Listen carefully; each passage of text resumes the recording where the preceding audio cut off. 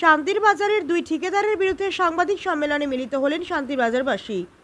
সোমবার আগরতলায় বসে শান্তির বাজার মহকুমা শান্তির বাজারের শাসক দল ও বিধায়ককে কালিমা লিপ্ত করতে মিথ্যা অভিযোগ এনে এক সাংবাদিক সম্মেলনে মিলিত হয় শান্তির বাজার ঠিকাদার সুব্রজিৎ পাটোয়ারি ও প্রশান্ত মিত্র। মঙ্গলবার এই ঘটনার তীব্র নিন্দা জানিয়ে শান্তির বাজারে এক সাংবাদিক সম্মেলনে মিলিত হয় শান্তির বাজারের শুভবুদ্ধি সম্পন্ন লোকজনরা। বর্তমান সময়ে শান্তির বাজারে সকলে শান্তিপূর্ণভাবে বসবাস করছে।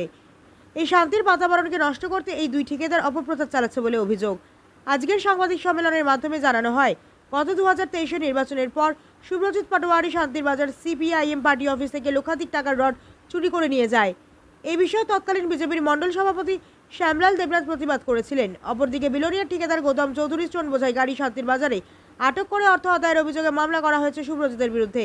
সেই মামলায় অসুস্থতার ভান করে কোনো প্রকারে জামিনে এসেছে সুব্রজিৎ পাটোয়ারি। আজকের সাংবাদিক সম্মেলনে এও জানানো হয়, সুব্রজিৎ পাটোয়ারি নিজস্ব একটি ফেসবুক চালিয়ে নিজেকে সাংবাদিক পরিচয় দিয়ে বিভিন্ন জায়গা থেকে ঠিকাদারকে ভয়ভীতি দেখিয়ে অর্থ আদায় করে। বিগত কিছুদিন পূর্বে একজন স্টেট ব্যাংকের ম্যানেজারের ওপর আক্রমণ করেছে সুব্রজিৎ, এমনটাই অভিযোগ। সাংবাদিক সম্মেলনে জানানো হয়, রাস্তায় জ্যাম থাকার ফলে ওর বাড়ির সামনে কিছু সংখ্যক লোক দেখা যায়।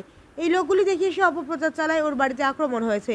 যদি ঘটনার সত্যতা থাকতো তাহলে ওর বাড়ি ভাঙচুরের সিসিটিভি ফুটেজ কোথায়? বাড়ির সামনে লোকজন থাকলে এটা কি প্রমাণিত হয় ওর বাড়ি আক্রমণ হয়েছে? সুব্রজিতের পক্ষ থেকে আনা অভিযোগ সম্পূর্ণ ভিত্তিহীন বলে জানানো হয়।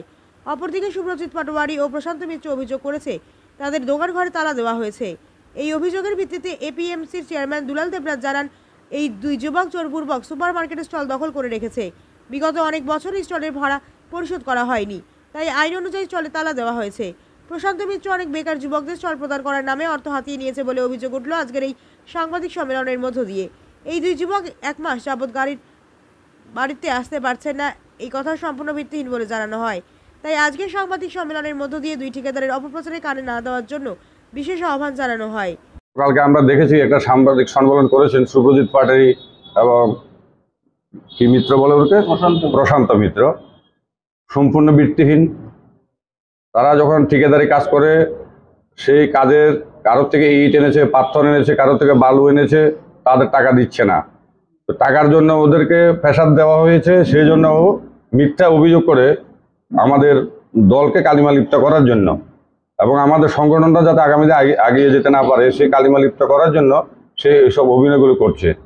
কিন্তু ওর ইতিহাস তো আপনারা শুনেছেন, আমাদের পূর্ব বক্তারা বলেছেন, শুনেছেন। সে মিথ্যা একটা অভিযোগ বলেছে, সে এর বাবারে নাকি দোকান বন্ধ করে দিয়ে বাবার থেকে দোকান লুটপাট করা হয়েছে, বাবার থেকে নাকি 50,000 টাকা না কত টাকা নিয়েছে সে বলেছিল, কিন্তু সম্পূর্ণ ভিত্তিহীন। ওর বাবাকে যদি আপনারা একটু জিজ্ঞাসা করেন তাহলে সম্পূর্ণ সত্যতা জানতে পারবেন, এটা সম্পূর্ণ ভিত্তিহীন। ব্যুরো রিপোর্ট হাল্লা বল।